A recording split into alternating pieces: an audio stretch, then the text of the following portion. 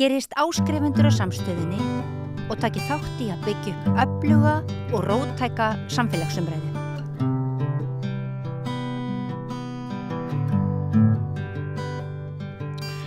Það er blásið hressilega ríkisstjórnina síðustu daga, ekki síst innviðaráðherra Eyjólf Ármannsson, Flokki fólksins, ekki síst vegna samgöngu áætlunar. Íbúar á Austurlandi eru í mikilli sorg eins og þið hlustendur og áhorfendur Samstöðarinnar funduð fyrir þegar ég var með sveitarstjórnarmann sem hreinlega brast í grát hér, bara í viðtali við okkur, við Rauðaborðið, og það var svona þá sem að maður fann alvöru málsins út frá sjónarhóli Austfirðinga, svona setti eitthvað nýtt inn í þetta mál.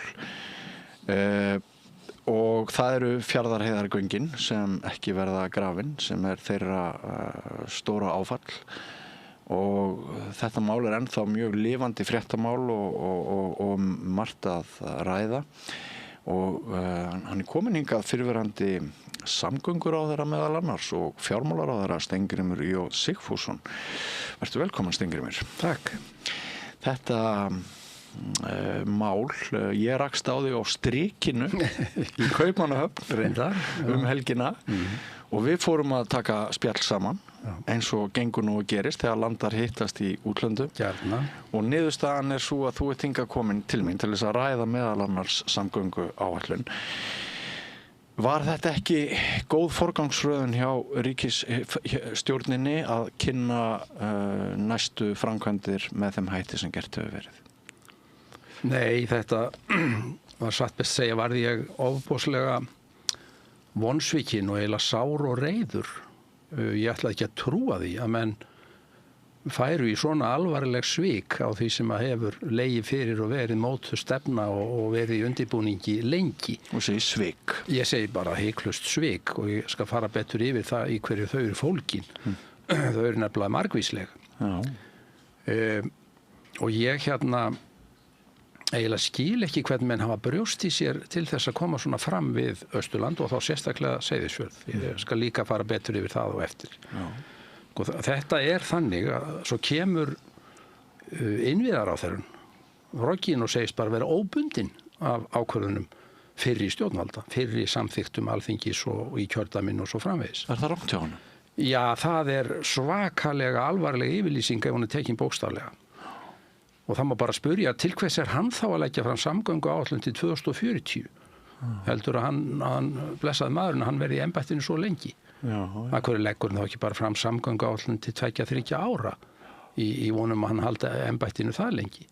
Sko með þessu eru þetta, og af því hef ég mjög miklar áhyggjur, verið að kippa svo svakalega fótunum undan trúverðurleika svona langtíma stefnumótunar og langtíma áætlunagerðar í mikilvægum innviða uppbyggingum að það hálfa væri nóg. En það heyrði maður það strax. Að það væri þá bara ekki orða að marka og enga treysta. Þetta mál liggur þannig að strax 2009-13, líklega 2011-12, þá tökum við til dæmis þingmenn Norðaustur kjördæmis þetta fyrir í okkar hópi. Við heimsækjum Seyðisfjörð og við setjum okkur vel inn í málin og verðum öll sammála að styðja óskir Seyðfirðinga Fjarðarheiðargöng. Skömmu síðar, formlega líklega 2013, þá ná sveitafélögin á öllu Austurlandi, samtök sveitafélaga á Austurlandi SSA, einnig saman þetta. Og það var ekkit auðvelt því að það voru margir sem gátu hugsað sér annað.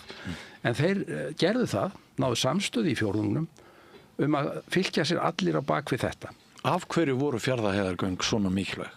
Þau eru náttúrulega sérstaklega fyrir Seyðisfjörð að rjúfa einangrun Seyðisfjarðar sem býr við algerlega óboðlegar samgöngur. Einn hættulegast og erfiðasta fjallveg sem yfirleitt er notaður á Íslandi í dag fyrir 620 metra hæð yfir sjó og er alveg gífurlega erfiður viðuregnar. Og það er ekki bara þeir dagar sem er alveg lokað, heldur er heiðin oft stórhættuleg og erfið og endalausi leiðangrar upp að bjarga þaðan fólki á veturna og hafa þeir þó frekar verið snjóléttir en hitt á undanförnu. Þannig að þetta er ekki samgöngur sem duga lengur í nútímanum til að eitthvað byggðarlag geti blómstrað. og þetta eini vegur Seyðfirðinga. Þannig að þeir eru lokaðir af þarna. Ólíkt Siglfirðingum. Já, ólíkt Siglingum og mörgum öðrum sem hafa kannski einhverja tengingar í tvær áttir eða meira. Ég nefni það til söguna vegna fljótaganga. Já, ég getum aðeins nefnt það því að þau væru hinn besta framkvæmd líka. Það er ekki það. En þarna eftir að þetta liggur orðið fyrir, og þá er stefnan tekin á Fjarðarheiðargöng og hefst undirbúningur undir þau og síðan rannsóknir og hönnun og þetta er allt saman tilbúið, búið að kosta í þetta einhverjum 600 milljónum pluss. Fyrir utan þá vinnu sem að sveitafélagið og samtök sveitafélaga hafa lagt í þetta. Og svikin eru þá fyrst og fremst fólgin í því, í fyrsta lagi, að á þessum tíma er svo ákveðið að Dýrafjarðargöng verði næst. Þá fá Austfirðingar lofur fyrir því að eftir Dýrafjarðargöng verði næstu göng hjá þeim. Og þetta hefur nú verið gert áður þegar að landshlutar eru að keppa að fá sína framkvæmdir. Til dæmis 1990 þegar ákveðið er að flýta gerð Vestfjarðargangna og þá var ég nú samgöngur á þeirra reyndar. Austfirðingar voru það með miklar væntingar göng í sínu landshluta en þeir sættust á þetta gegn loforði að næstu göng þar á eftir yrðu hjá þeim. Og við það var staðið. Þá komu Fáskrúðsfjarðargöng og reyndar göng undir Almannaskarði í bónus en þannig var þetta gert. Og ef við förum yfir þessa sögu jarðgangna á Íslandi sem að vísu hefur verið of slitrótt og gengið of hægt, þá hefur þetta verið þannig að þetta hefur skipst á í landslutunum.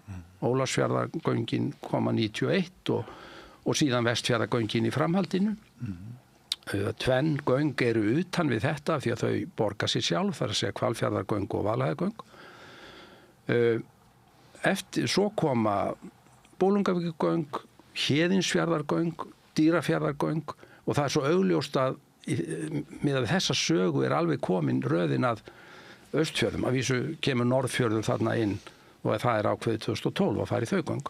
En þetta hefur færst á milli landslutana og yfirleitt hafa menn ekki fengið með ein göng í einu sínum landsluta. Þá er röðin komin í einhverjum öðrum. Þetta hefur hjálpað til við að skapa eitthvað lágmarksfrið þetta. Ef menn geta treyst því að við þetta verði staðið. Þannig að þetta byggir á trausti. Byggir á trausti og þá bíða menn, láta menn sig hafa það að bíða en er í góðri trú og það er alveg ofboðslegt skemmdarverk á allri áætlunargerð og stefnumótun af þessu tagi ef ekki staðið við svona hluti. Þannig að þetta eru svíkingagvart. Þessu af Austfirðingum var lofað að röðin kæma þeim á eftir Dýrafjarðargöngum. Þetta eru svíkauta við fjórðunginn og þá vinnu sem menn hafa lagt í þetta þar og að ná saman að stilla sér á bak við Fjarðarheiðargöngin. Þó ýmsar aðrar hugmyndir hafi verið í lofti, eins og ég segi, og þetta eru líka svík við þessa aðferðafræði og stór skaðlegt gagvart henni. Já, og ítir undir það eins og þú segir að nýr meiri hlutar bara láti sig engu varða þá vinnu sem... Sko það er auðvitað mismunandi hvað á hlut, en þegar þú ert að tala stórar og miklar innviðafjárfestingar sem tekur langan tíma að undirbúa og langan tíma að byggja og aðrir bíða á meðan, þá er þetta ennþá mikilvægt að slík áætlunargerð sé í alvöru. Og það þarf mjög sterk og mikil rök eða einhverjar gjörbreyttar forsendur en menn ætla að hlaupa burt frá því. Og síðan er þetta þannig að þetta er ekki bara reikningsdæmi og ég blæs á þetta tal að Fjarðarheiðargöng sé ekki fjárhagslega verjandi. Þetta er fráleitur málflutningur. Þau eru það svo sannanlega vegna þess að þetta er ekki bara Excel-skjal og reikningsdæmi í núin. Þetta er fjárfesting til framtíðar í vaxtar og þróunar möguleikum viðkomandi byggðar og viðkomandi svæðis. Hvað heldur að væri gerðmörg göng í Færeyjum ef menn væri með þennan reikningsstokks hugsunarhátt? Nákvæmlega. Ekki Suðureyjagöng, en þau verða gerð. Ég lofaði því. Já. Af hverju? Vegna þess að eftir að Færeyingar eru búin að tengja allar norðureyjarnar saman og allt norðursvæðið og Sandinn líka núna, þá væri bara verið að dæma Suðureyjar úr leik ef þeir fengi ekki samskonar úrlausn. og þess vegna munu Færeyingar gera Suðureyjargöng, berja sig í gegnum að ná samstöðum það. Svo eru skammtíma þættir.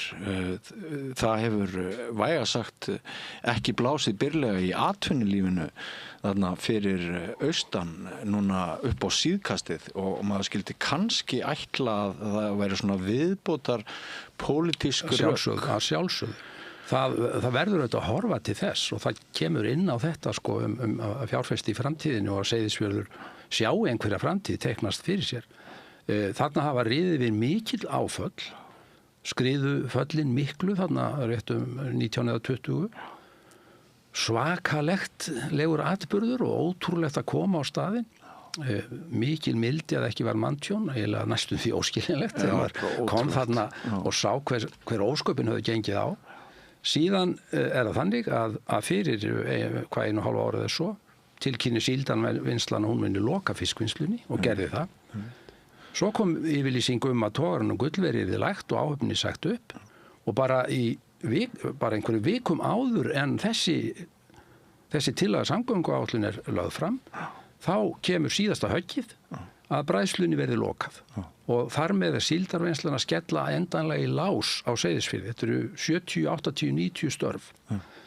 Þannig að staðurinn hefur fengið á sig hvert áfallið á fætur öðru og ég hef gríðarlegar áhyggjur af framhaldinu ef þessu verður ekki breytt. Heldur að sé ennþá opið að það sé hægt að vinda ofan að þessu? Já, ég bara skora á menn að setjast yfir það og menn væru menna meiri að viðurkenna þetta bara sem mistök og setja þetta aftur í farveg. Vegna þess að annars þurfa menn líka að svara fyrir það hvað gerist í framhaldinu. Og það kannski viðkvæmt að nefna það, en ég hef auðvitað líka áhyggjur af ferjunni, af komum Norrænu. Þú ert ekki einn þær áhyggjur? Ég sé ekki að uppljósta neinu leyndarmáli, en auðvitað hefum að þar áhyggjur ef ekkert horfir til betri vegar með samgöngurnar til langs tíma. Hún verði færð til Eskifjarðar eða Reyðarfjarðar?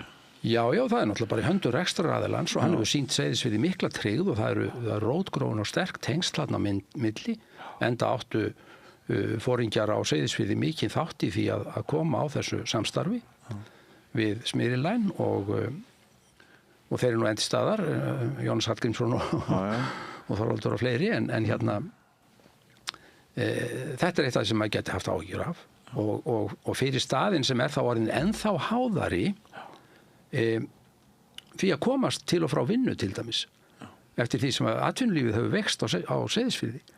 Þá þetta orðið ennþá brýnna en ella. Nú svo má ég ekki gleyma því að minna á það að sveitarfélögin eru saminu í raun algerlega á grundvelli þess að Fjarðarheiðargöng sé að koma. Seyðfirðingar hafa trúað því og talið sig hafa bara fulla vissu fyrir því að þetta væri ekki spurningin hvort heldur hvenær byrjaði þeir á Fjarðarheiðargöngum. Og í því ljósi og í krafti þess þá sameina menn sveitarfélögin og bæði Seyðisfjörður og Djúpivogur sameinast héraðinu í trausti þess að Fjarðarheiðargöng komi og það verið byggður upp vegur yfir Öxi. En nú á í raun og veru að svíkja þetta hvoru tveggja ef ég skil þessa samgönguáætlun rétt. Það er að segja senka líka Öxi langt inn í framtíðina. Og þetta er svo ofboðsleg framkoma. Þetta er ekkert annað en svik. Og ég skil ekki hvernig menn bara hafa brjóst í sér til að koma svona fram. En hvað heldur að verði pólitískt Eyjólf Ármannsson ef hann viðurkennir mistök og dregur þetta tilbaka og færir Austfirðingum aftur þessi göng sem að þú hefur núna rætt að séu þeim fjöregg í raun. Hvað verður ráðherra? Þú hefur mikla ráðherra reynslu sjálfur aftur í tíman. Já. Er það raunhæft að ætlast til þess að færi betur fyrir honum að viðurkenna mistökin eða væri það algjör bara nagli í líkkistuna? Nei. Hann er því maður að meiri og í raun og veru held ég að því þetta er svo stórt mál væri lang eðlilegast og hann þyrfti í raun ekkert að gera annað en það og ríkisstjórnin að segja jú, ok, þetta var nú orðin tillaga hjá okkur en við erum tilbúin til að hún sæti endurskoðun og Alþingi getur þá gert það og í raun er það miklu betra að þingið sjálft taki þá bara málið til sín ef að þess þarf tiltölulega opið og fari rækilega yfir þetta aftur og taki alla þessa þætti með í reikningin sem ég hef verið að nefna og muni eftir því að þetta ekki bara dægurmál og eitthvað sem að skiptir máli núna. Þetta er stórt framtíðarmál. Fjárfesting í framtíðinni, í betri vaxtar og þróunar möguleikum viðkomandi byggðar og svæðisins alls. Og ég hef stutt Fjarðarheiðargöng alveg af heilum hug, setti mig vel inn í þetta og þekki sögu jarðgangagerðar á Íslandi vel og byggðapólitík, sannfærðist að það væri rétt áhersla fyrir allan fjórðunginn vegna þess að komi Fjarðarheiðargöng þá erfiðasti og dýrasti hjallinn að baki og hitt mun ekki standa í mönnum í framhaldinu, hvort sem það verður í beinu framhaldi eða með einhverjum hlýjum, að klára þá tenginguna frá Seyðisfirði Mjóafjörð á Norðfjörð. Þá komin lang besta niðurstaðan fyrir Austurland í heild. Þannig að ef menn hugsa stórt og hafa mikinn metnað, þá stilla menn sér á bakvið þetta svona. Og það gerði ég sem fyrsti þingmaður kjördæmisins og þingmaður þess allan tíman. Og hyggur það Siglfirðingar sem eru annarkvort að horfa á okkur núna eða hlusta, heldur að þeir myndu sýna þessum sjónarmiðum skilning. Þeir vita jú hvað það getur skipt miklu máli að fá jarðgöng sem Héðinsfjarðargöng sem breytti mjög miklu fyrir þá, en heldur að þeir gætu alveg beðið bara eitthvað sinn eða eru það rök í sjálfu sér að vegurinn almenninga sé svo hættulegur gengur fram 1 metra á ári held ég í sjó að það þurfi að gera eitthvað stórkostlegt þar sem fyrst. Já, það mjög brýnt að bæta úr samgöngum til Fjallabyggðar og í raun og veru í báðar áttir en sérstaklega það þá til vesturs. Bæði eru skriðurnar náttúrulega bara vegurinn á fullri ferð niður og strákagöngin eins og þau eru. Já. Og það allt of oft sem að báðar leiðirnar eru ófærar eða hættulegar og það snjóflóðahættan þá innan við Ólafsfjarðarmúlagöngin sem í hinn áttina. Þannig að Fjallabyggð sannarlega mikilli þörf fyrir úrlausn og ekki dregi úr því. Ég hef enga trú á öðru en að menn myndu skilja það þar. En það voru þeir ekki í væntingum neitt annað en þurfa að bíða eitthvað. Ef að þeir fengju loforð, segjum bara Alþingi allt samþykti breytta útgáfa þessari samgönguáætlun þar sem Fjarðarheiðargöng færi bara stað og Fjallabyggð fengi loforð fyrir því að næst kæmi fljótagöng. Og þá hægt að undirbúa þau í rólegheitum, þarf ekki bara að kasta til höndunum við það eins og nú virðist eiga að gera, að bara töfra fram fullhönnuð jarðgöng í Hvelli sem mjög lauslega búið að undirbúa fram að þessu. Og svo þarf auðvitað í fyllingu tímans líka ný jarðgöng frá Ólafsfirði inn undir Dalvík. Það gríðarlega stórt mál fyrir það svæði og allt mið Norðurland auðvitað.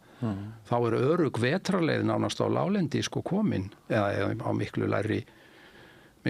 sem fer miklu lægra heldur en núverandi tengingum Öxnadalsheiði. En það líka stórt mál sem og auðvitað ýmsar framkvæmdir á Vestfjörðum. Ég alveg sammála því mati að göng frá Ísafirði til Súðavíkur séu þar sennilega alveg óumdeilanlega fyrst Er það réttmætt spurning að velta því upp hvort þar sem innviðaráðherra í Norðvesturkjördæmi fer fram þar er réttmætt að velta því fyrir sér hvort þetta sé eitthvað pott? Þessi umræða kemur auðvitað alltaf upp og ég þekki hana nú ákaflega vel, til dæmis í tengslu við Vaðlaheiðargöngin. En ég læt aðrum að dæma það Jú, þetta myndi tengjast yfir í hans kjördæmi. En við skulum nú ætla að hann sé þarna bara að horfa á stöðuna þá í Fjallabyggð og hafi talið það brýnna að fara þar fram heldur en standa við loforðin fyrir austan. Þá það. En mér finnst nú alltaf mest gaman þegar að samgönguráðherrar berjast með kjafti og klóm fyrir framkvæmdum í öðrum kjördæmum en sínum eigin. Það gerði ég 1990 þegar ég kom því í gegnum ríkisstjórn eftir talsverðan barning að flýta framkvæmd Vestfjarðagangna. Þau voru ekki beinlínis í Norðurlandi eystra og sumum fannst það skrítið En ég var bara algjörlega sannfærður að það var gríðarlega brýnt fyrir Vestfirðina sem áttu þá þegar í vörn og hafa lengi gert í byggðarlegu tilliti að fá alvöru samgöngur þarna á milli og heldur betur hefur það nú skilað sér. Hvalfjarðargöng. Já. Hvernig líst þér á þá hugmynd að við verum aftur rukkuð fyrir að aka Hvalfjarðargöng? Já, það þarf að tvöfalda göngin og þau tengjast á Sundabraut og mér finnst lausnin mjög einföld á þessu máli. Þetta á að vera ein samtengd gjaldtöku framkvæmd. Það er eðlilegt að umferðin borgi þá fyrir tvöföldun gangnanna eins og hún gerði á sínu tíma og við skulum átt okkur á því að Hvalfjarðargöngin eru jafn góð, jafn mikil stytting, jafn mikil hagræði þó þau hafi borgað sig upp. Já. Það styttir áfram leiðina norður 47 km og allt það. Þannig að rökin eru alveg til staðar. Það sem okkur hefur vantað hérna er langtíma stefnumótun, svipuð því og Færeyingar eru núna komni með. Þeir hafa einfaldar formúlur í þessu og Noregur í raun og veru líka. Svona framkvæmdir, sérstakar framkvæmdir sem að stytta leiðir eða fara undir firði eða hvaða nú er, eða stórar brýr, það er gjaldtaka á þeim, nokkuð há, á meðan framkvæmdin er að borga sig upp. Þegar hún er búin að borga sig upp, dettur það niður í bara nægjanlegt til að viðhald og þjónustu. Og það er til dæmis Vogagöngin sem að tengdu flugvöllin við Straumey. Þetta var nákvæmlega svona þar. Það var nokkuð hátt gjald í þau, þangað til þau voru búin í aðalatriðum að borga sig upp og þá lækkaði það niður í bara svona viðhalds- og rekstrarkostnaðar gjald sem enginn finnur í raun og veru fyrir. Við þyrftum að hafa svona stefnumótun þetta í heild sinni og ég teldi ekkert að því að það væri lítilsháttar gjaldtaka í Fjarðarheiðargöngum. Heimamenn hefðu góða afslætti svipað menn hafi í Vaðlaheiðargöngunum. Þannig að ferðamenn og umferðin og ferjun og svona legði sitt að mörkum og Norðmenn hafa þetta þannig að það er bara reiknað út hvað er hóflegt að umferðin taki á sig af stoppkostnaðinum. Það geta verið 20%, 40%, 60%. Ríki kemur með restina sem framlag og þetta tryggir að gjaldtakan verði hófleg og fari ekki úr hófi og þannig að þetta er ekkert vandamál að hafa þetta svona. Og í raun og veru mætti sjá fyrir sér að það er einhver svona gjaldtaka í mörgum fleiri tilvikum. Væntanlega á að verða gjaldtaka á Ölfusárbrúnni 9. Já. Það átti nú að vera á Hornafjarðarfljótinu, ég veit ekki hvað maður gera með það. En vandinn er sá að við hefðum þurft að vera búin að móta þessa stefnu fyrir löngu. Og við þurfum ekki að sækja vatni við lækin. Við getum gert þetta bara eiginlega algjörlega að norsk-færeyskri uppskrift. Já. Þú ert nú maðurinn sem að kannski ber meiri ábyrgð á Vaðlaheiðargöngum heldur en margur annar pólitíkusinn og oft hefur nú fengið bátt fyrir.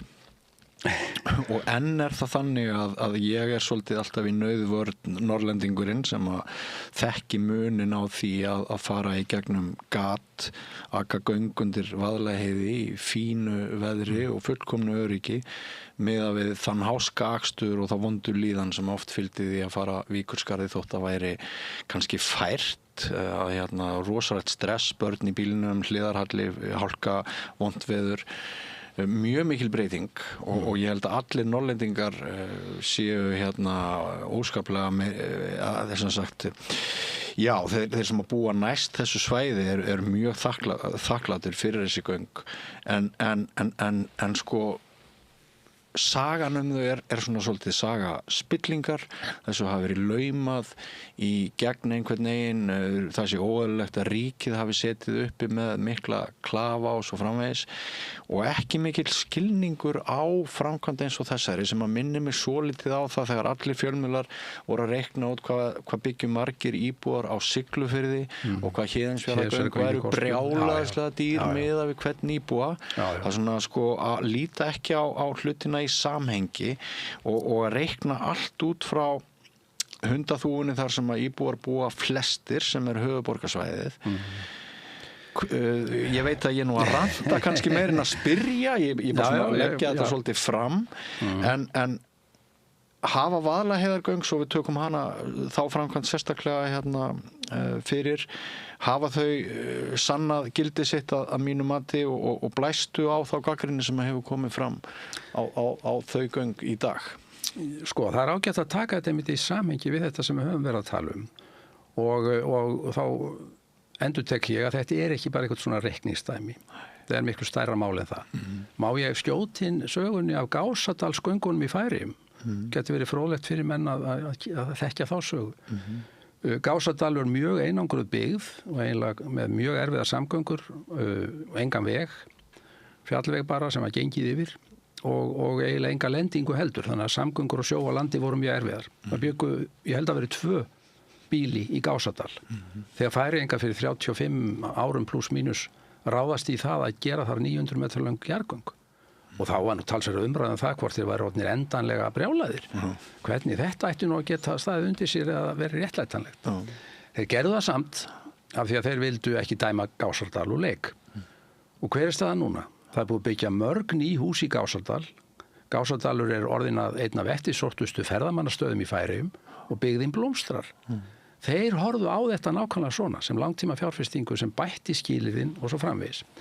Varðandi Vaðlaheiðargöng þá var ég nú sem betur fer reyndur í svipum efnum því að ég var líka ráðherra sem flutti frumvarpið Hvalfjarðargöng og skrifaði undir samningana við Spöl og það er svo merkilegt með það, Björn, að ég let flétta upp á því þegar að Vaðlaheiðargangna lotan stóð yfir að það var nokkurn veginn alveg sama andstæða við Hvalfjarðargöng og var þessum áratugum síðar við Vaðlaheiðargöng. DFF gerði skoðanakannun og einhver annar og það voru 65% algjörlega á móti þessu. Menn sögðust aldrei ætla undir Hvalfjörðin og myndi alltaf keyra fyrir fjörðin og svo framvegis. Já, ég man eftir þessu. Sennilega hefur engin ein framkvæmd í Íslandssögunni skilað eins gríðarlegum þjóðhagslegum ávinningi og Hvalfjarðargöng. Alveg gríðarlegum.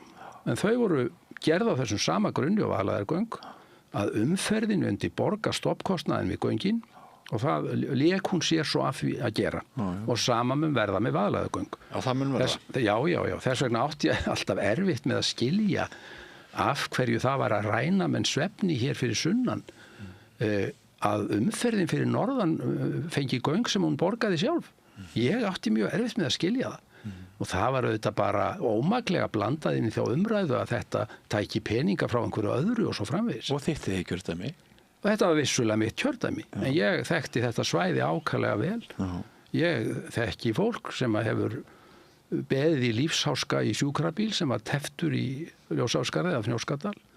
Ég þekki fjölskyldur þar sem kona var að fæða barn í sjúkrabíl í Fnjóskadal af því að Víkurskarði var lokað. Og svo framvegis. Þannig að ég veit hvað þetta er gríðarlega stórt og mikið mál fyrir þetta svæði, sérstaklega í öryggistilliti. En munu auðvitað líka þýða auðvitað samskipti, vinnusókn, félags- og menningarlífi, íþróttir og allt þetta sem að blómstrar núna á svæðinu austur frá Akureyri af því að þetta er komið. Samgöngur milli Norðurlands og Austurlands auðvitað, miklu öruggar og betri og svo framvegis. Þannig að þetta, ég hef ekki nokkrar ágjur því að þetta sagan mun sýna það, þetta var mjög góð ráðstöfun og það átti ekki að þurfa að ángra einn eða neinn af því að þetta er svona gjaldtöku framkvæmd og svona hugsuð. Umferðin fer vaxandi og ríki fær smátt og smátt sín pening tilbaka og hvað það búið að gerast? Þá er þessi góða framkvæmd orðin viðbót við samgöngukerfi þjóðarinnar án þess að þurft hafi að taka peninga frá öðrum verkefnum í það. Af því að viðkomandi umferð hefur bara lagt þetta mörkum og notið auðvitað leið og svæðið allt þessar góðu framkvæmdar. Það er líka áhugavert þegar maður hugsa ennþá lengra aftur í tíman að eiginlega allar stærstu og bestu framkvæmdir í samgöngum mannvirkjum hafa verið geysilega umdeildar og ef einhverjir hafa beitt sér sérstaklega fyrir þeim eins og ég vissulega gerði með Vaðlaheiðargöng. Ég er ekki feiminn við að játa það að ég beitti mér af alefli í því máli. Og það skipti máli að ég var fjármálaráðherra og svo atvinnuvegaráðherra og góður í stöðu til að koma því áfram. En þær hafa verið umdeildar. Borgarfjarðarbrúin, það mann átt lengin eftir því lengur, nema menn á mínum aldri. Það var nú heldur umdeilt mannvirki. Og hvað sögðu menn? Það verið kjördæma poti í Halldóri. Sigurðssyni. Já. Borgarfjarðarbrúin er eitt af lykil mannverkjum íslenska samgöngukerfisins. Óseyrarbrúin, Vestfjarðargöngin, alltaf verið svona deilur og læti. Héðinsfjarðargöngin og það eru oftast menn einhversta langt í burtu sem hafa þessu ægilega sterkar skoðanir. Og þess að þekki ekki aðstæðurnar sem við erum að glíma, hafa ekki skilning á því hversu gríðarlega mikilvægt þetta er. Og þú kemst nú eiginlega ekki fjær höfuðborgarsvæðinu en til Seyðisfjarðar, sko. Nei, þú ert komin nokkurn veginn langt og hægt að keyra. Já. Það er svona norðausturhornið og norðanverðir Austfirðirnir sem að liggja lengst frá vaxtarsvæðinu hér við Faxaflóan. Og við þurfum líka að hugsa svolítið bara stóra landakortið okkar. Að þetta sporrisist ekki allt saman ennþá svakalegar en orðið er.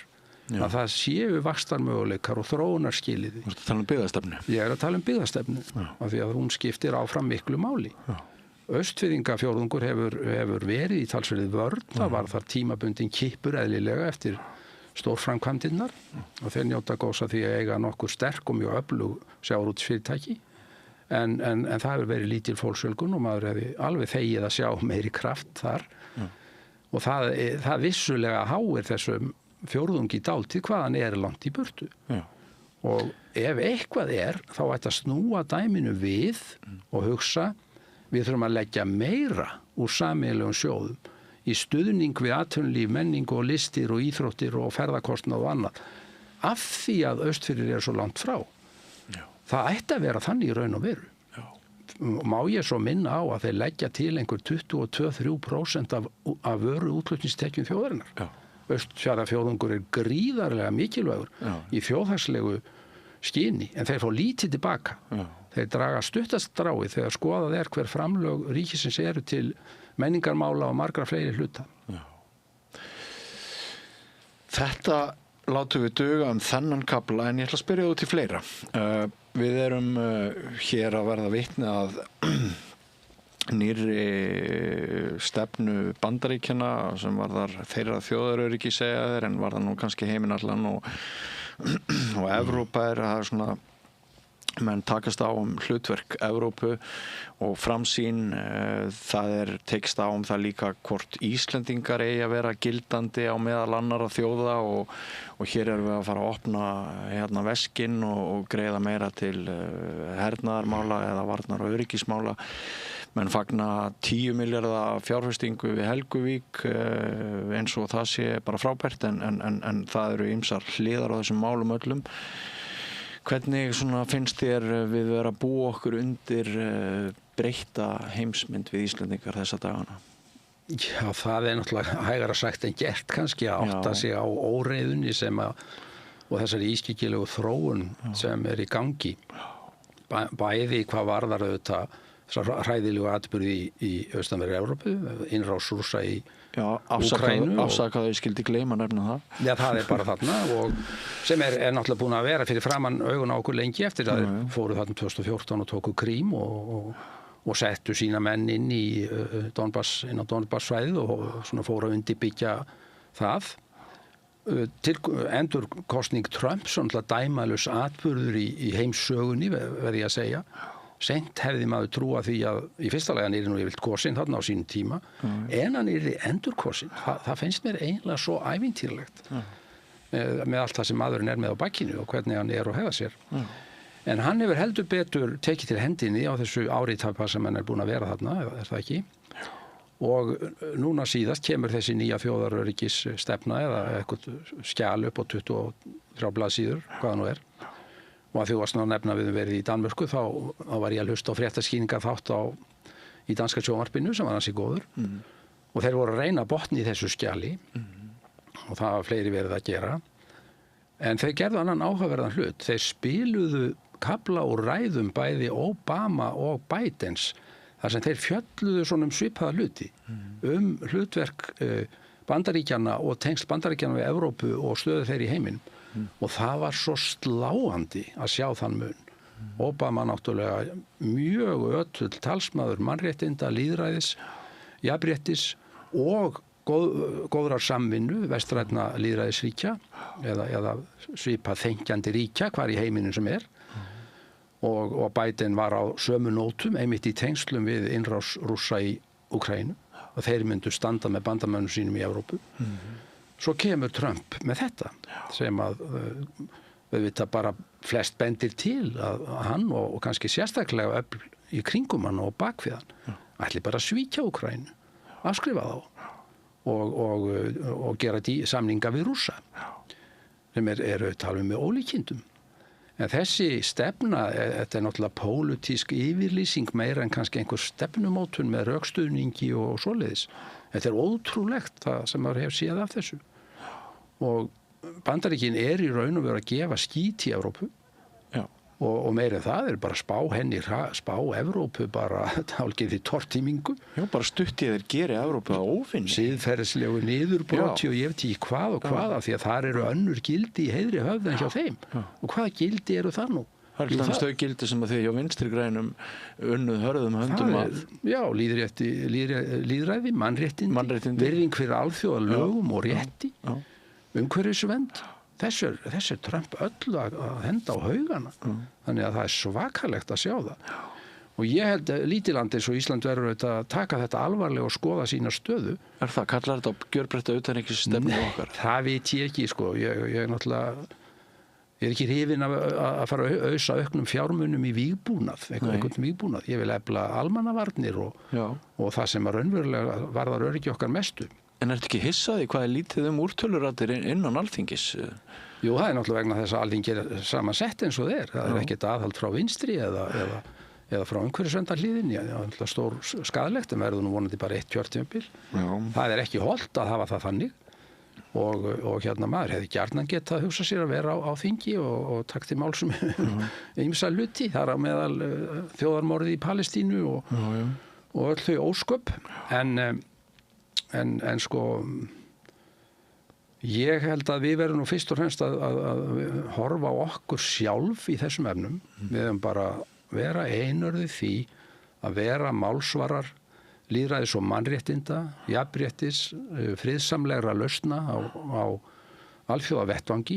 Við erum smáríki, eiginlega örríki ef við tökum það í stóra samhenginu. Við munum aldrei byggja upp neitt hernaðarmátt eða eitthvað slíkan viðbúna hér að það skipti nokkru máli. Og ég er nú ekki að segja við að gera eins og Glistrup gamliði lagði held ég til fyrir Dani einu sinni.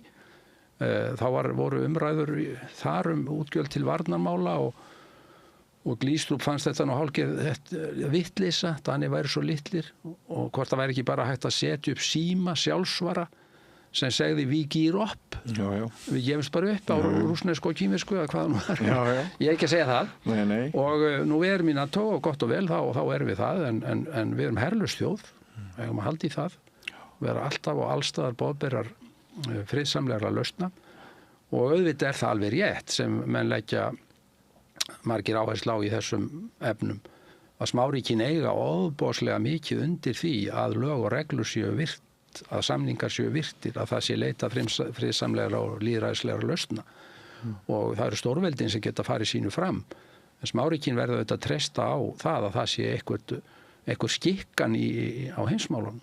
Og það er líka svakalegt að sjá hvernig Trump-stjórnin er að brjóta það allt saman niður. Holað innan stofnanir Sameinuðu þjóðanna og veikja alþjóðakerfið. Og sko ég er ekki viss að heimurinn batni með því ef Bandaríkin fara að reka þessa einangrunarstefnu sína og eiginlega segja skili við Evrópu.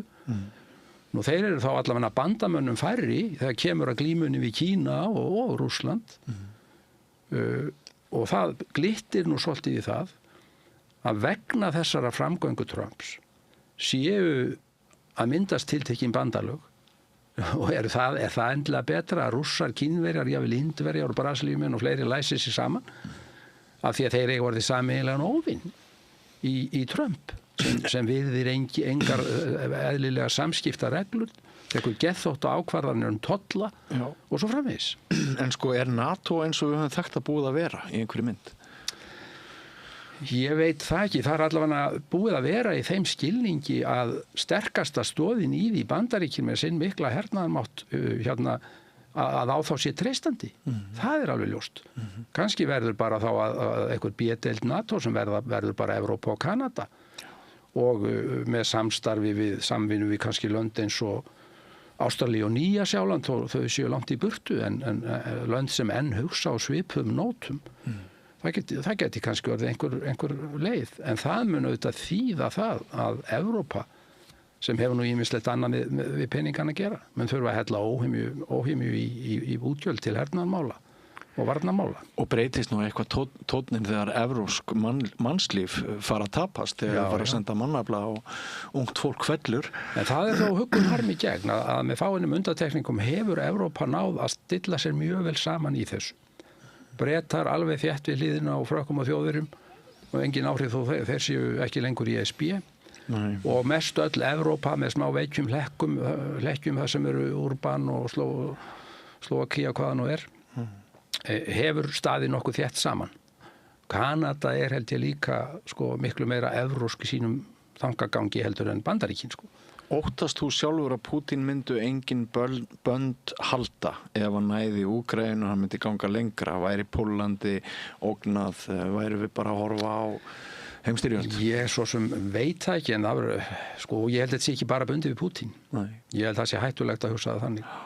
Þarna eru djúp stæðari hlutir að baki sem eru bara rótfastir í rússneskri sögu. Þeim alltaf óskaplega ofarlega í huga innrás Napóleons og síðan aftur Þjóðverja og þeir upplifa sig sem sært stórveldi sem sé ekki borin virðing fyrir og samfæra þarlendi sjálfa sig að það séu allir vondi við sig og að NATO og Evrópuríkin hafi staðið við neitt þegar að Sovétríkin samþykktu sameiningu þýsku ríkjanna og svo framvegis. Þetta allt þarna þvælast á bakvið, þannig að þetta stærri en Pútín og á sér lengri sögu. En já, ég held að sé því miður auðvitað ofboðslega mikið áhyggju efni ef ekki bregður til einhvers betra með stjórnmála þróunina í Rússlandi. Það gríðarlega mikilvægt að reyna að hafa samskipti á sæmilega friðsamlegum grunni í heimskautaráðinu við norðvestur héruð Rússlands. Ég sem fulltrúi Norðurlandaráði og heimskautaráðinu lengi lagði alltaf áherslu á það að við yrðum að reyna að halda tengslum, hafa línurnar opnar, tala saman. Það dugði ekki eins og kunnugt en þannig auðvitað verðum við að binda vonir við að framtíðin geti orðið. Því að Rússland að sjálfsögðu, vesturhluti Rússlands að sjálfsögðu hluti af Evrópu og það eru landamæri þarna með ríkjum allt frá Noregi, Finnlandi og áfram suður úr og einhvern veginn verður þetta að vera. Og það óhugguleg tilhugsun ef aftur verður bara játjald rist niður alla austanverða Evrópu. Það ekki skemmtileg tilhugsun. Alls ekki. Það á utan nauðsyn þess að koma aftur einhverji hugsun í gangum það í heiminum að reyna frekar að afvopnast heldur en moka ennþá meiri peningum í vígbúnað. Það allir hætti núna að tala til dæmis ógnin af kjarnorkuvopnum. Þeim nú aldeilis ekki fækkað og ég vil verið að fara í gang með tilraunir aftur. Þannig við erum á fullri ferð í öfuga átt í þessum efnum, búið að segja upp mörgum afvopnunarsamningum og heimurinn að vígbúast. Það ekki fallegt. Nei. En sumir hafa kallað valkyrjurnar eins og það hafa verið nefndar, oddakonur ríkisstjórnarinnar svolítið herskáar og Þorgerður Katrín hefur í sumum kræðsum legið undir ámæli að hún sé ekki að leggja eins mikla áherslu á sérstöðu Íslendinga sem einmitt herlaus, friðsöm þjóð. Við höfum reitt okkur á Bandaríkin sem einhvers konar stóra bróður til að gæta okkar með þeim kostum og göllum sem því við fyllt en maður heyrir svona út á götu að margir í hópi almennings telja að það sé einhver svona bara heimspekileg tilfinning sem fylgir því að vera Íslendingur og við eigum ekki að vera eins og aðrar þjóðir þegar kemur að þessu. Aðrir nefna að raddir okkar á friðarvettvangi áður á þar hafi verið hlustað þegar kemur að mannréttindum og svona yfirlýsingum sem Ísland hefur gefið sem sumar hverjar áttu þátt í ákvæðum breytingum, að trúverðuleiki okkar sé meiri með að halda áfram að vera þau sem við höfum verið, þessi örþjóð. En nú séum við að færast yfir í það að vera eins og allar hinar þjóðirnar og gerirðu engan ágreining við Þorgerði Katrínu það hvernig hún heldur á spilunum?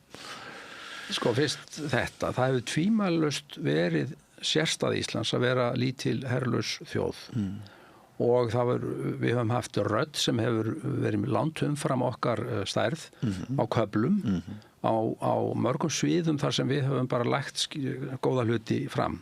Tekið stöðu kvenna og jafnréttismál og friðarmál og fleira. Og þá hefur þessi sérstæða Íslands skipt máli. Bara virðing fyrir því að við séum hér og svona stödd í þessum öfnum. Maður hefur heyrt glitta í þessar raddir á nýjan leik að Íslandi eigi bara að koma upp her. Þorgerður sem betur fer ekki þar, ég hef ekki heyrt hann segja það. Nei. Og ég hef vissa samúð með henni, ég hlusta á henni í Kastljósinu núna. Hún auðvitað að reyna að stíga hérna ölduna, stígi ekki Bandaríkjamennum of og ég skil það hvers vegna, þó hana hlýtur nú að langa til að segja ýmislegt fleira, af því að við erum með þennan varnarsamning við þá. En hann þurfti nú samt ekkert að segja að Donald Trump var í sjarmerandi. Nei, það var vant fyrir hann að missa það út úr sér. En svo hún auðvitað mjög upptekin að því að við eigum bara að keyra okkur inn í Evrópu og það kannski svona aðeins blindarinn í sín finnst mér. Ég vil sjá bara sjálfstætt mat á því hvernig Ísland getur í núverandi stöðu sinni og þess vegna áfram. Á grundvelli síns fullveldis og svo framvegis sem friðsum smáþjóð styrkt sína stöðu bæði inn á við með skynsamlegur ráðstöfunu hér innanlands og út á við. Innanlands á ég við almannavarnir, borgaralega ráðstafanir til að auka öryggi okkar gagnvart náttúruvá eða utanakomandi vá, nethóknum og öðru slíku. Og það auðvitað við að gera ýmislegt í því. En síður það að við eigum að vera upptekin af hernaðarógninni sem slíkri. Ég sé ekki hver hefði hagað því að fara rjúka til og ráðast inn í Ísland þar sem við erum nú í heiminum stödd. Þannig að það held ég að sé fjarlæg ógn og við þurfum ekki að vera upptekin af því. Nei. Ef að ræða svona í síðustu 10 mínúturnar sem við eigum eftir, Steingrímur, jafnræði og ójafnræði. Það hefur aðeins barist í tal á milli okkar að þú ert ekki alveg sáttur við séreigna lífeyrismálin. Nei, það ýtti dálítið við mér þegar að allt í einu kom svo frétt að ríkisstjórnin hefði eiginlega snúið við blaðinu og í staðinn fyrir það sem ég var ánægður með að þau ætluðu nú svona heldur að trappa þetta niður og takmarka, þá þetta bara framlengt í 10 ár.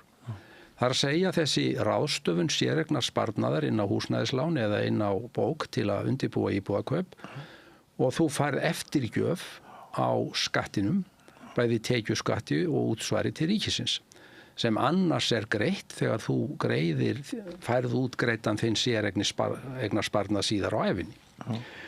Ég gerði strax miklar athugasemdir þegar þeir Sigmundur Davíð og Bjarni komu með þetta á sínum tíma, þarna 2014-15 eða hvað það var. Og ég gagnrýndi þetta sérstaklega vegna þess að þetta væri óverjandi félagslega séð. Þetta væri ójafnaðar aðgerð. Þetta stæðist ekki í jafnræði. Og hvað þetta í hnotskurn sem þarna gert? Jú, þeir sem eru með það góð laun, að þeir hafa efni á því að taka í viðbót og greiða inn í séreignarsparnað, þeir geta sett þetta inn í íbúðarkaup eða til að borga niður lánin í framhaldinu og ríki og sveitarfélög gefa eftir skattinn, útsvarið og tekjuskattin. Það að segja að þeir gefa eftir framtíðartekjur sína sem annars hefðu orðið eftir áratugi jafnvel. Og vandinn sá að þetta fá bara þeir og nýta bara þeir sér sem hafa stöðu til að vera að greiða sér séreignarsparnað eða greiði séreignarsparnað. Og þeim mun meira sem þeir hafa hærri laun upp að ákveðnu þaki.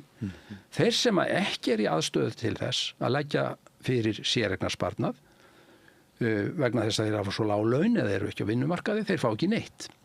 Með öðrum orðum, þú fær þeim mun meiri aðstöð sem þú ert betur settur. Og þetta getur ekki kallast eðlilegt jafnræði þegar verið að ráðstafa opinberu fé. Af hverju þá ekki frekar tekin bara grunnstuðningur af núverandi tekjum ríkis og sveitarfélaga til fyrstu kaupenda, ég styð það af heilum huga aðstoða þá, segjum bara 2 milljónir sem hver og einn fær í framlag óháð tekjum í sín fyrstu íbúðarkaup, fullkomis jafnræði skætt. Og ég satt best að hega undrandi á því hversu lítið menn hafa gagnrýnt þetta, hversu verkalýðshreyfingin þegjandi og svo framvegis. Og þetta var framlengt þarna, ég ber vissulega ábyrgð á því sem meiri hluta, en ég gerði það með óbarið í munninum og vegna þess að þetta var framlengt til skamstími senn og var takmarkað og aðalega beint að fyrstu kaupum. Var þetta ekki alltaf bara framlegt eitt ár í einu? Það var ekki að menn sáu þetta ekki fyrir sér sem framtíðar fyrirkomulag og ég held menn hafi nú vitað og séð ágallana á þessu. Já. Þetta auðvitað rosalegt þegar þú hugsar það að fólk sem er það vel sett að geta farið inn á fasteignamarkaðinn. Kannski vegna þess að þá öfluga bakhjarla, foreldra sem geta aðstoða á. Það fær svo þetta í viðbót og þegar það komið inn, þá fær það aðstoð við það að borga niður lánin með stórkostlegri eftirgjöf á sköttum frá ríki og sveitafélögum sem auðvitað bara hröð eignamyndun í því húsnæði. Þeir sem ekki komast inn á fasteignamarkaðinn fá ekkert eða er að berjast á leigumarkaðnum eða eru fastir heima hjá foreldrum sínum fá ekki neitt. Og þetta, ég get ekki sætt mig við þetta.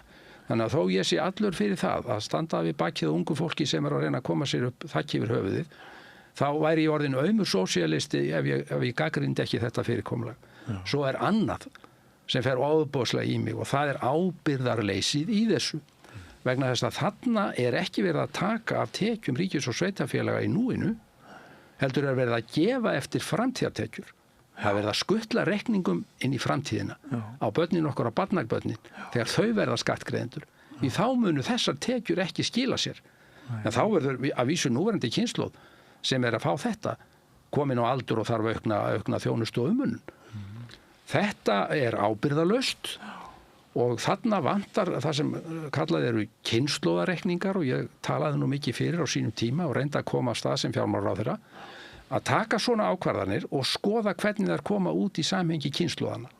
Og þá er algerlega augljóst að við erum að hafa þetta af komandi kynslóðum og gera betur við okkur í núinu. Og það heitir ábyrgðarleysi. Þannig að ég bara verð að segja það alveg eins og er að mér finnst þetta með því dapurlega sem maður hefur séð svona í framkvæmdi í félagslegu tilliti og undarlega hljótt gagnrýni á það. Já, maður heyri stundum sko að vaxtabæturnar gömlu sem að mörg heimili munaði en eru að miklu leyti úr sögunni núna. Já, það eru ósköp rýrar allavega. Já, að þetta hafi bara komið í staðinn fyrir það. Já, en það er bara þessi sá gallin á að vaxtabæturnar voru tekjutengdar. Já. Þær aðstóðu þá mest sem erfiðast áttu með að kljúfa hjallan. Já. En þetta er öfugt. Það má segja í þessu sé öfugt tekjutenging. Þú fær meira eftir sem eru hærri tekjur upp að ákveðnu þakki. Þetta er alveg ótrúlegt fyrirbæri ef maður skoðar þetta félagslega. Já, og svo furðulegt að það skuli ekki vera meiri umræða þetta. Það er svo margt núna sem er svo lítil umræða hún er svo einsleit umræða. Já, vinstrið, það er máttleysislegt finnst mér vinstrið og verkalýðshreyfingin virðist vera einhvern veginn hálfdofin í þessu. Ég held að sé nú reyndar ástæðendið á húsnæðismarkaði sem gerir það verkum að mönnum finnst allt betri en ekkert. Þetta hjálpi þó einhverjum. En það hefur þennan stórkostlega félagslega ágalla á sér. Á sama tíma og margt annað sem kom til sögunar er mjög gott eins og hlutdeildarlánin og hin leiðin þarna með stoppframlögunum. Það er líka félagslega vel útfært en þetta ekki. En þið langar ekkert aftur í pólitík? Nei, ég er búinn með minn kvóta og hættur og er nú frekar í bindindi að vera að blanda mér í þessar dægurmálin allavega en í hlut eiga svona stór prinsipmál. En það þurfti ég elda þig upp í Kaupmannahöfn til þess að náðinga eins og ég sagði á hann. Þá er ég auðvitað ekki dauður öllum æðum. Ég hef sterkar skoðanir ennþá og sérstaklega á því sem eru stór prinsipíal eða framtíðarmál. En ef þú værir Svandís hjá VG, hver er leiðin til þess að styrkja aftur mátt vinstri hreyfingarinnar græns framboðs eða bara þessara vinstri afla sem að núna eru nánast í öndunavél, sýnist manni? Já, það er auðvitað bara augljóst að menn verða að skilgreina stöðuna og hún er grafalvarleg eftir síðustu kosningar og horfa á það af raunsæi að þarna féllu dauðin 10-12% atkvæða. Það var efniviður í bara ágætis þingflokk. Ef við tökum þessa 3 flokka sem ekki náðu inn, VG, sósíalista og pírata, og það er bara vantar fulltrúa þessara sjónarmiða. Ættu þeir að sameinast eða reyna? Já, það er bara úrlausnar efni fyrir þá sem þar stýra ferðinni. En hvað finnst þér? Ég held að það sé eðlilegt að menn tali saman og þess vegna getur sveitarstjórnarkosningarnar verið ágætt tækifæri til þess. En getur verið að þetta fólk sem að enn leiðir þarna að það verði bara skiptaði út og það sé hluta einhverju vandamál? Já, það held ég nú ekki og það sem er þetta í gangi núna menn undirbúa sveitarstjórnarkosningar og VG mun bjóða þar fram, það er alveg á hreinu og sjálfsögðu með eitt og sér í eigin nafni eða eftir atvikum í samstarfi aðra það, og samstarf getur verið ágætis byrjun en við höfum líka verið í ágætis samstarfi hér og þar. Ég sé því miður að Samfylkingin allar á einhverjum stöðum að kljúa sig út úr því eins og í Garðabæ, það finnst mér miður. En þá er það þá aðrir sem eftir eru að heldur betur að skoða málin. Já. Og ég hef engar áhyggjur af því að sjálfsögðu munu þessi róttæku sjónarmið, róttæk vinstri stefna, róttæk umhverfisvernd koma fullum þunga aftur inn í íslensk stjórnmál og inn á þing. Annað gerist ekki, það er algjörlega á hreinu. En nákvæmlega hvernig það gerist ég ekki með forskrift af. En auðvitað slær hjarta mitt með vinstri grænum og ég vildi gjarnan sjá þá aftur á vopnum sínum. Við vorum geysilega öflugur flokkur langt árabil og áratugi, skiptum miklu máli í íslensku stjórnmálum. Höfðum afgerandi áhrif á örlaga tímum í sögu þjóðarinnar. Þannig að við eigum það nú allt saman skuldlaust. Gerði Katrín Jakobsdóttir mistök þegar hún fór í forstaframboðið fyrir sumar? Já, bara í baksýn í speglinum af því hún náði ekki kjöri sem var ótrúlegur atburður. En eftir að hún fór þá svona hallaði nú heldur ógæfulega. Jú, það vissu náttúrulega allir að Katrín var gífurlega mikilvægur verkstjóri og mikilvægt lím í þessu stjórnarsamstarfi og það mátti við því búast að eitthvað færi að ríkta í þegar hún hætti. En það var ekki lánlegt hvernig það allt saman fór, veð ég að segja og síðan sprakk Bjarni þarna á limminu og sprengdi stjórnina á alveg ævintýralega villsum tíma frá sjónarhóli stjórnarflokkana en það fengu þeir allir harkalega refsingu. Þegar verðbólgan var að byrja að lækka og horfur voru batnandi þá akkurat sprakk stjórnin. Staðan fyrir að sitja minnst og kost til vors og uppskera af því að hafa stutt við bakið á kjarasamningunum og vera að sjá verðbólgu og vexti lækka og svo framvegis.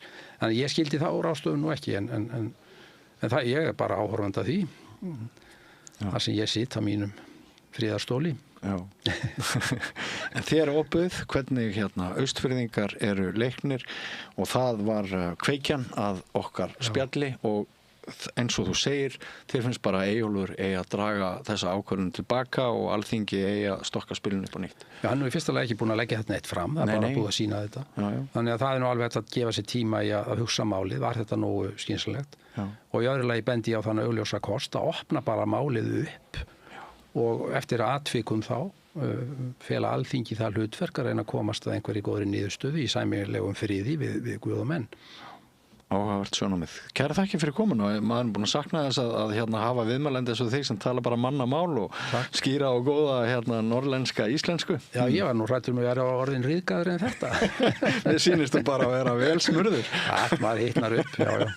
Takk fyrir komuna, Steingrímur. Takk kærlega fyrir að bjóða mér. Takk. Og áfram höldum við ekki fara langt, kæru hlustendur og áhorfendur, nýrkafli eftir andartak. Alþýðufélagið er frábær hugmynd. Félagsgjöld í Alþýðufélagið eru krónur 2.750 á mánuði og renna óskipt til dagskrár og útsendinga samstöðvarinnar. Samstöðin.is. Ég heiti Kristinn Sigmundsson og styð Samstöðina. Samstöðin er óháð sjónvarpsstöð sem fjallar þjóðfélagsmál á vandaðan og yfirvegaðan hátt. Ég skora á ykkur að styðja hana með því að gerast áskrifendur. Samstöðin er ómissandi.